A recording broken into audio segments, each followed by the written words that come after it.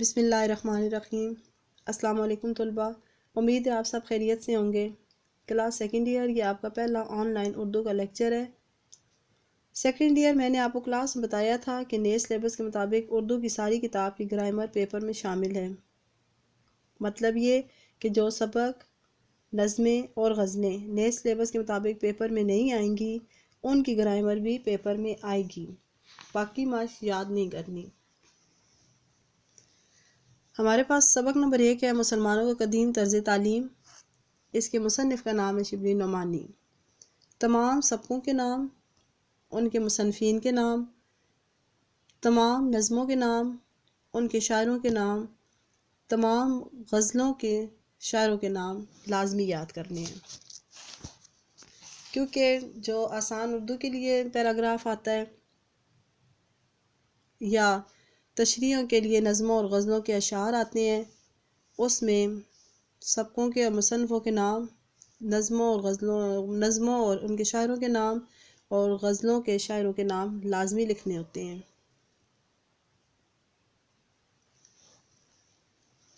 صفحہ نمبر 8 اور 9 پر ہماری گرامر شروع ہو رہی ہے، یعنی اردو کتاب میں صفحہ نمبر 8 اور 9 پر سب سے پہلے ہے رموز اوقاف۔ رموز اوقاف کیا ہوتے ہیں؟ رموز رمز کی جمع ہے اور رمز کے معنی ہے اشارہ کرنا۔ اوقاف وقت کی جمع ہے اور وقت کے معنی ہے الگ کی ہوئی چیز یا وقفہ یا ٹھہرانا۔ رموزی اوقاف کا مطلب ہوا کہ رموزی اوقاف ان علامتوں کو کہا جاتا ہے جو دو لفظوں، فکروں یا دو جملوں کو ایک دوسرے سے الگ کریں۔ ان علامتوں کا صحیح استعمال تحریر کو خوبصورت بناتا ہے، ایک ربط پیدا ہوتا ہے، پڑھنے والے کو عبارت سمجھ آتی ہے، اور اگر یہ علامتیں تحریر میں موجود نہ ہوں تو پوری عبارت ایک مسلسل الفاظ کا مجموعہ بن جاتی ہے۔ رموزی اوقاف کی مختصر تعریف اس طرح کی جا سکتی ہے کہ رموز رمز کی جمع ہے جس کے معنی ہے اشارہ یا علامت، اوقاف وقت کی جمع ہے جس کے معنی ہے وقفہ یا ٹھہرنا یا الگ کرنا، یعنی الگ کی ہوئی چیز۔ رموزی اوقاف کا مطلب ہوا کہ ان رموزی اوقاف ان علامتوں کو کہا جاتا ہے جو دو لفظوں، دو فکروں یا دو جملوں کو ایک دوسرے سے علیحدہ کریں۔ رموزی اوقاف کی مثالیں سوالیہ، وقفہ، کوسین، فنجائیہ، ندائیہ، رابطہ اور تفصیلیہ وغیرہ ہیں۔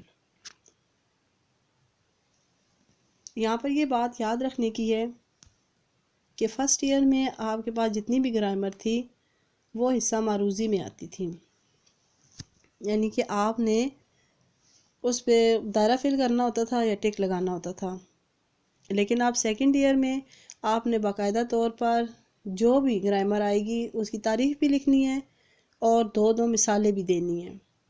جیسے ابھی میں نے رموزی اوقاف کی آپ کو تعریف بتائی اور رموزی اوقاف کی آپ کو واضح مثالیں بھی بتائی ہیں۔ اب سب سے پہلے آپ کے پاس سبق نمبر 1 میں جو رموزی اوقاف میں سب سے پہلے ہے نمبر 1 ہے رابطہ۔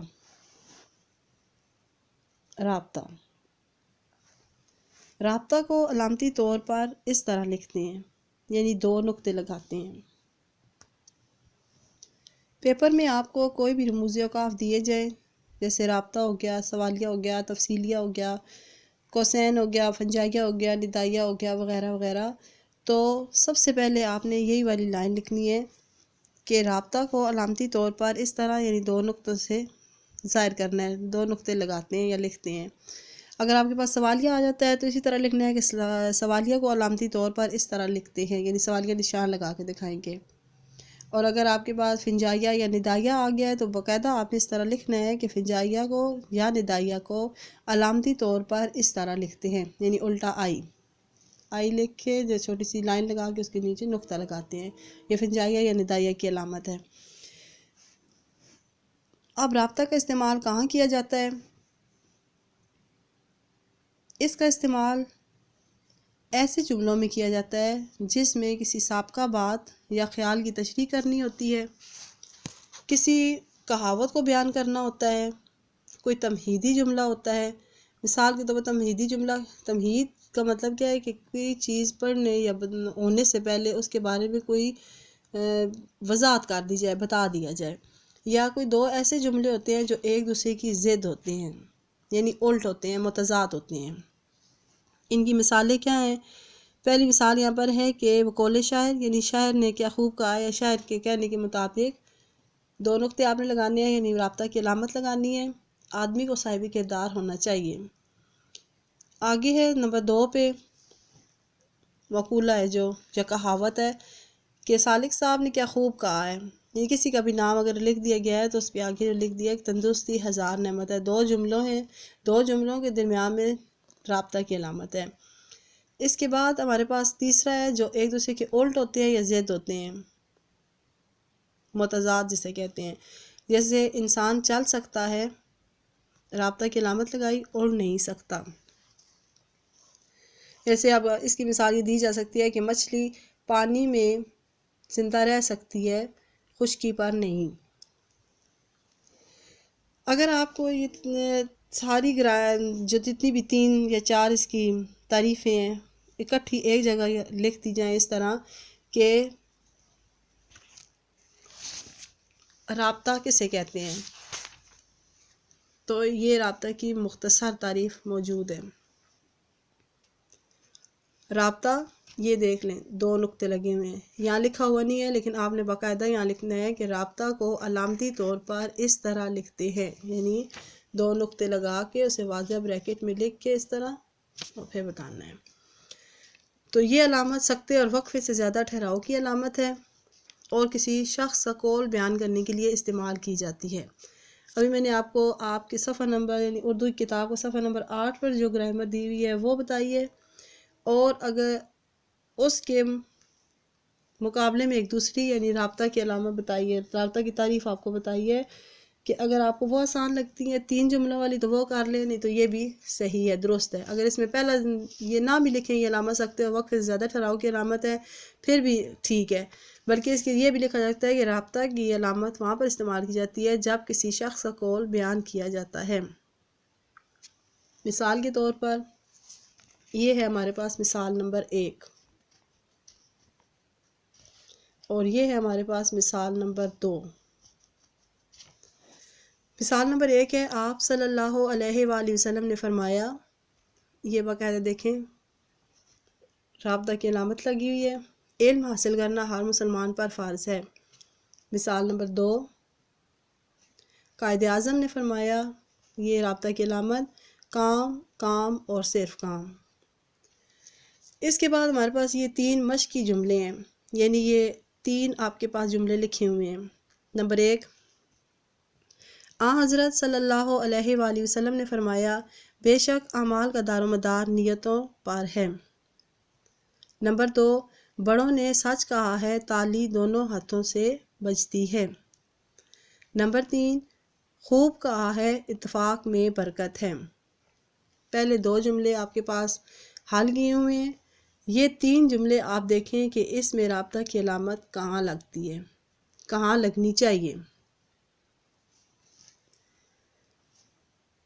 نمبر 2 ہے اب ہمارے پاس، اب آپ نے رابطہ کیا ہے، یہ تعریف لکھ دیں تو بھی ٹھیک ہے، اور اگر آپ کی کتاب میں صفحہ نمبر 8 پر 8 اور 9 دونوں پر لکھی ہوئی ہے اگر وہ لکھ دیں وہ بھی ٹھیک ہے، جو آپ کو آسانی سے یاد ہو سکے۔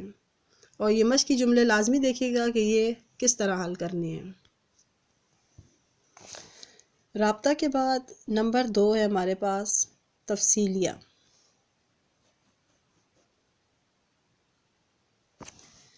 تفصیلیہ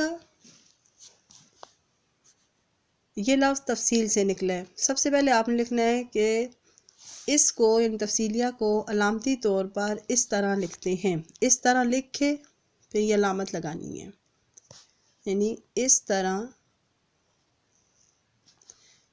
لکھ کے پھر یہ علامت لگانی ہے، 2 نقطے اور خاتمہ کی علامت یعنی چھوٹی سی لائن۔ رابطہ کی علامت کیا تھی ہمارے پاس؟ 2 نقطے، اوپر نیچے 2 نقطے لگے ہوئے ہیں، وہ رابطہ کی علامت ہے۔ تفصیلیہ کی علامت ہمارے پاس کیا ہے؟ 2 نقطے اور خاتمہ کی علامت، یعنی کہ چھوٹی سی لائن، 2 نقطے اور 1 لائن، یہ تفصیلیہ کی علامت ہے۔ رابطہ کی علامت صرف 2 نقطے ہیں، تفصیلیہ کی علامت 2 نقطے اور 1 لائن ہے، خاتمہ جسے کہتے ہیں۔ اس طرح ہم نے لکھنا ہے کہ تفصیلیہ کو علامتی طور پر اس طرح لکھتے ہیں، جیسے یہ دیکھیں ہم نے لکھا تھا رابطہ کو علامتی طور پر اس طرح لکھتے ہیں، اس طرح لکھے، یہ اس کی علامت لگائیے۔ اب ہم یہاں پہ تفصیلیہ اگر لکھنے ہیں تو ہم لکھیں گے کہ تفصیلیہ کو علامتی طور پر اس طرح لکھتے ہیں، اس طرح لکھتے ہیں۔ تفصیلیہ کی تعریف کرنے سے پہلے یہ بات ذہن میں، تفصیلیہ کی تعریف جب تفصیلیہ کا لفظ بندہ پڑھتا ہے تو یہ خود بخود ہی ذہن میں آتا ہے کہ کسی چیز کی تفصیل ہے، یعنی کسی چیز کی تشریح ہے، کسی چیز کے بارے میں زیادہ جاننا ہے۔ تو یہاں پر لکھا ہوا ہے یہ لفظ تفصیل سے نکلا ہے، جس کے معنی تشریح کرنا یا فہرست کے ہیں۔ یہ علامت وہاں لگائی جاتی ہے جہاں کوئی مثال بیان کرنی ہو، کوئی فہرست بتانی ہو یا کوئی تفصیل بیان کرنی ہو۔ خاص طور پر جب ہم مثلاً لکھتے ہیں تو اس کے بعد ضرور یہ علامت لگائی جاتی ہے، کیونکہ مثالیں بہت ساری ہو سکتی ہیں۔ نمبر 1۔ نمبر 2 ہے ہمارے پاس اس کی جو تفصیل ہے، ہمارے پاس مثال ہے، لائبریری کے لیے خریدی گئی کتابوں کی تفصیل یہ ہے۔ تفصیل یہ ہے، تفصیل بتا رہے ہیں، اس لیے اب کسی بھی کتاب کا نام آپ یہاں لکھ سکتے ہیں۔ اس کے بعد ہے نمبر 2 ہمارے پاس اب یہ ہے، وہ اس کی مثال تھی۔ نمبر 2 یہ ہے کسی عبارت میں جب کوئی مثال پیش کی جائے، ٹھیک ہے۔ پہلا کیا تھا؟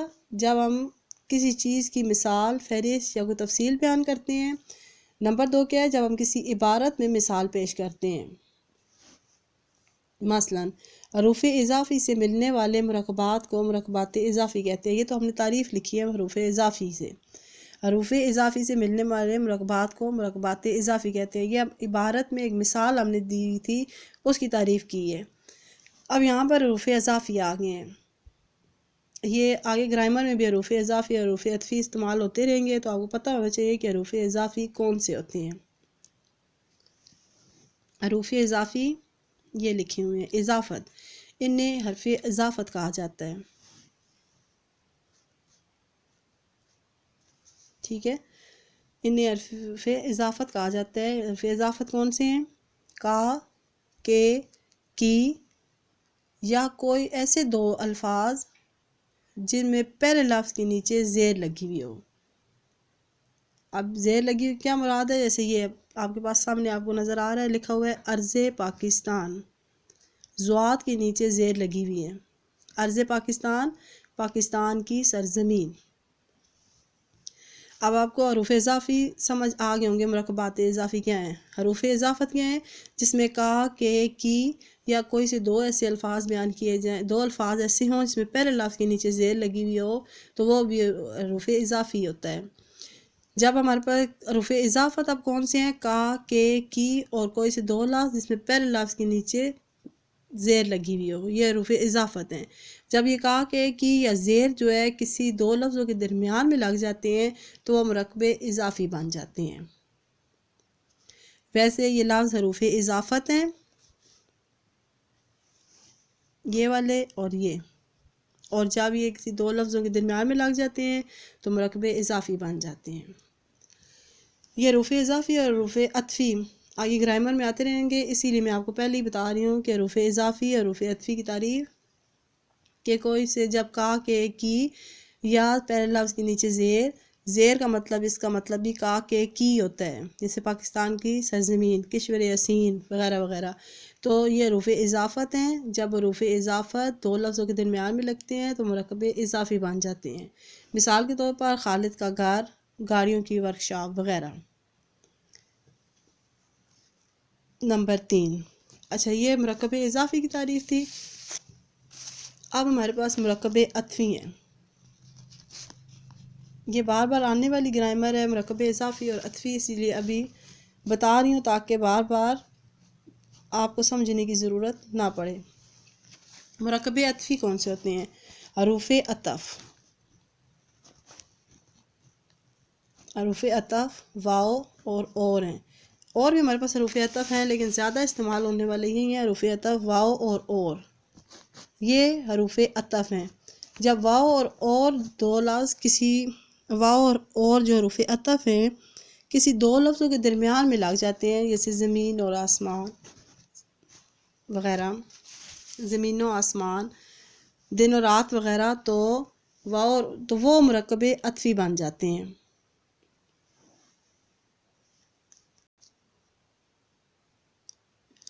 مرکب اضافی اور مرکب عطفی کی تعریف میں نے آپ کو بتا دی۔ ابھی مرکب اضافی اور مرکب عطفی کا تعلق تفصیلیہ سے نہیں ہے، یہ اس لیے بتایا ہے کہ حروف میں یہاں پہ مرکبات اضافی لکھا ہوا تھا تو آپ کو پتہ ہونا چاہیے کہ مرکبات اضافی کیا ہوتے ہیں، اور مرکب عطفی اس لیے بتایا ہے کہ آپ کو جب مرکبات اضافی یا عطفی آئیں تو آپ کو پتہ ہو، یعنی کا کہ کی کا لفظ استعمال ہے یا زیر کا لفظ ہے تو وہ مرکب عطفی ہے، اگر واو یا اور ہے تو وہ کا کے کی یا پہلے لفظ کے نیچے زیر ہے تو وہ مرکب اضافی ہے، اور اگر واو اور ہے تو وہ مرکب عطفی ہے۔ آگے تفصیلیہ کی پہلی مثال کیا تھی، اس کی پہلی تشریح یہ تھی تعریف کہ جہاں کوئی مثال، فہرست یا تفصیل بیان کرنی ہو۔ نمبر 2، کسی عبارت میں مثال پیش کری جائے۔ اب آگے ہے نمبر 3، یہ نمبر 3، جب کسی عبارت میں تفصیل لکھنی ہو تو بھی تفصیلیہ لگاتے ہیں۔ مثال کے طور پر ذرا میری رودات سنو، اس کے بعد تفصیلیہ کی علامت یعنی 2 نقطے اور ایک خاتمہ کی علامت، میں ٹھیک 9 بجے گھر سے نکلا، بس سٹاپ پر کھڑا ہوا، وغیرہ وغیرہ، آگے جملہ مکمل نہیں کیا گیا۔ یہ اس کی مثالیں ہیں۔ اب تفصیلیہ کے لیے کیا آپ کے پاس تعریف ہے کہ یہ لفظ تفصیل سے نکلا ہے جس کے معنی تشریح کرنا یا فہرست کے ہیں، یہ علامت وہاں لگائی جاتی ہے جہاں کوئی مثال، فہرست یا تفصیل بیان کی جائے، یہ علامت وہاں لگائی جاتی ہے جہاں پر کسی عبارت میں مثال پیش کی جائے، یہ علامت وہاں لگائی جاتی ہے جب کسی عبارت میں کوئی تفصیل پیش کی جائے۔ یہ 3 ہو گئیں، یہ تینوں بھی اس کی درست تعریفیں ہیں۔ اب اس کے علاوہ یہ دیکھیں، یہ ہمارے پاس تفصیلیہ اور یہ تفصیلیہ کی علامت۔ اب تفصیلیہ اور یہ تفصیلیہ کی علامت ہے، اس کی مختصر تعریف یہ ہے کہ تفصیلیہ کا لفظ تفصیل سے نکلا ہے، اس کو علامتی طور پر اس طرح لکھتے ہیں، یہ علامت کسی چیز کی تفصیل بیان کرنے کے لیے استعمال ہوتی ہے۔ اس کی مثالیں کیا ہیں؟ نمبر 1، اس کتاب کے مصنفین کے نام یہ ہیں۔ نمبر 2، پاکستان کے صوبوں کے نام درج ذیل ہیں۔ یہ دیکھیں آپ کے پاس یہ علامت لگی ہوئی ہیں۔ اب اسی کی میں آپ کو یہ 2 مشقی 3 جملے بتا رہی ہوں، مشقی جملے، یہ ہے نمبر 1، یہ ہے نمبر 2، یہ ہے نمبر 3۔ نمبر 1 کیا ہے؟ دودھ کے مندرج ذیل فوائد ہیں، یہ ممالک پاکستان کے ہمسایہ ہیں، ان ادویات کا استعمال باقاعدگی سے کریں۔ یہ 3 جملے ہیں آپ کے پاس، اس میں آپ نے دیکھنا ہے کہ ان تینوں جملوں میں تفصیلیہ کی علامت کس جگہ لگے گی۔ سبق نمبر 1 میں ہمارے پاس یہ 2 ہی تفصیل تھیں، 2 ہی گرامر ہمارے پاس تھیں۔ نمبر 1 رموز اوقاف کی تعریف تھی، رموز اوقاف میں کیا کیا آتا ہے، نمبر 1 رابطہ تھا، نمبر 2 تفصیلیہ تھا۔ اس کی مکمل آپ کو ابھی میں نے تعریف بما مثالوں کے بتا دی ہے۔